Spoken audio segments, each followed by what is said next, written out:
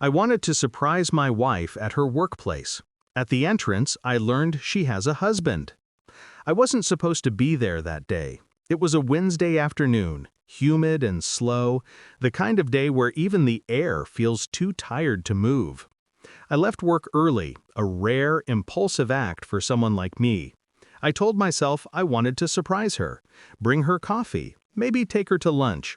Small, stupid things that people in love do. But love, real love, doesn't need surprises. It needs truth. And I was about to learn that mine had none left. When I reached her office building, the security guard at the entrance stopped me. He smiled politely, asked, "Who are you here to see?" I said her name. My voice was steady, maybe a bit proud. His smile faltered. He tilted his head, confused for a second, then said something that froze the blood in my veins. "Oh, you mean her husband?" He said it casually, as if it were an obvious correction, as if I were mistaken. I blinked. "Her husband?" I repeated, unsure whether I'd heard wrong. He nodded. "Yes, she came in with him a while ago." And just like that, my world tilted. The sound around me dimmed. The cars, the chatter, the city hum, everything blurred into silence, except for that one word echoing in my head. The word that used to belong to me. I didn't confront him, or her, not yet. Instead, I stood outside the glass doors, watching. People came and went. Every minute felt like an hour. Maybe he'd mistaken someone else for her. Maybe she'd mentioned a client jokingly as her husband. Maybe. But that word, husband, lingered like smoke in a closed room. Foul, suffocating. I called her. No answer. A message followed. "Hey, I'm in a meeting. Can I call you later?" That calm tone, so normal, so deliberate. I stared at the screen, reading it again and again, like a man dissecting his own death certificate. Something inside me went quiet. Not broken, quiet. I walked to a nearby cafe, sat by the window, ordered nothing. My reflection in the glass looked unfamiliar, composed but hollow. I started thinking about her late returns, the sudden perfume she forgot to wash off, the mysterious work trips that never appeared on her company calendar, and the ring she sometimes didn't wear, claiming it was uncomfortable. Uncomfortable. The irony was perfect. That night, I didn't tell her where I'd been. I cooked dinner, listened to her lies about office deadlines, nodded in all the right places, but inside, a seed had been planted. Not of anger, no, of precision. Over the next week, I turned quiet observation into an art. Her phone never left her side. She laughed softer when texting. She started dressing differently, not better, just for someone else. I didn't ask questions. Questions alert people. I watched. I checked her work schedule online, cross-referenced her meetings with public records of her office events. None matched. Then I found something, a company newsletter, a small photo, staff celebrating a project milestone. There she was, smiling, standing too close to a man in a charcoal suit. His hand rested on her lower back. Casual, familiar, territorial. The caption beneath the image, "Project Leads, Mr. and Mrs. Khan, our dynamic duo." My throat tightened. I stared at that caption for minutes. The words Mr. and Mrs. mocked me. And for the first time, the mask cracked. She wasn't just unfaithful. She was living a double life. To him, she was a wife. To me, a lie. I printed the photo, placed it in an envelope, and locked it away. Patience, I reminded myself. Rage ruins strategy. The following days blurred into controlled madness. Every smile she gave me, every kiss goodnight, every "I love you," all of it became evidence. A performance I let her continue because the truth deserved a stage.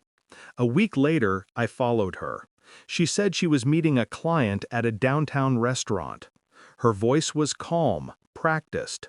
I drove 15 minutes behind her, headlights off, my pulse unnaturally steady. When she reached the restaurant, she didn't meet a client. She met him. The same man from the photo, the husband.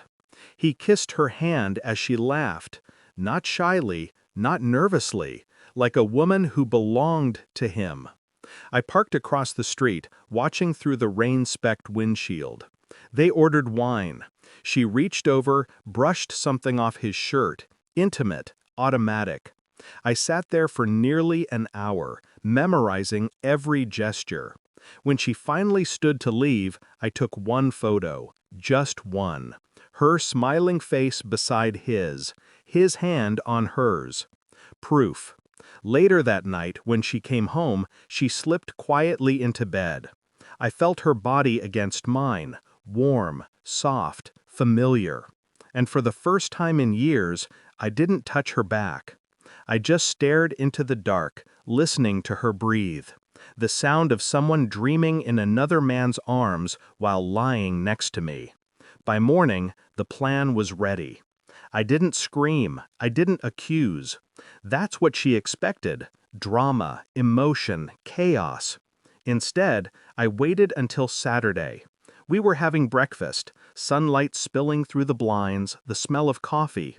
I placed the printed photo on the table, right beside her plate.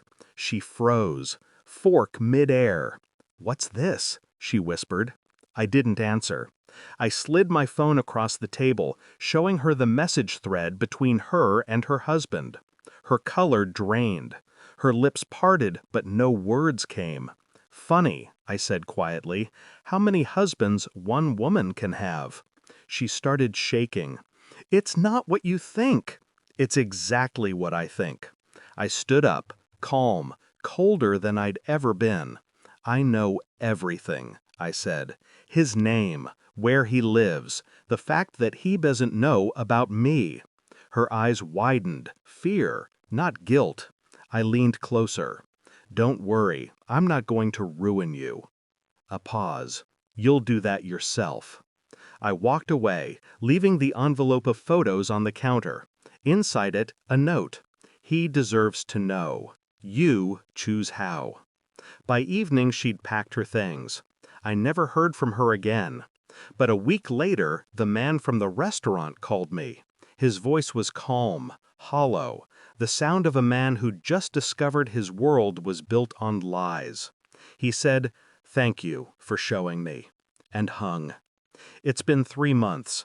The house feels bigger now, quieter, but not empty. I still pass her perfume sometimes, faint in the sheets she left behind. It doesn't hurt anymore. That's the thing about betrayal. The pain doesn't stay, the awareness does. Sometimes I sit by the window, watching the same street where I once waited for her to come home. Now, I wait for no one. I realized something. She didn't just cheat on me, she cheated on herself, on the life she could have had, on the peace we once built. People like her don't break hearts, they destroy mirrors. Because when the truth finally stares back, they can't stand the reflection. I haven't forgiven her. I never will. But I've done something better. I've forgotten what her voice sounds like when she lies. And that silence is the sweetest revenge. How could you do this?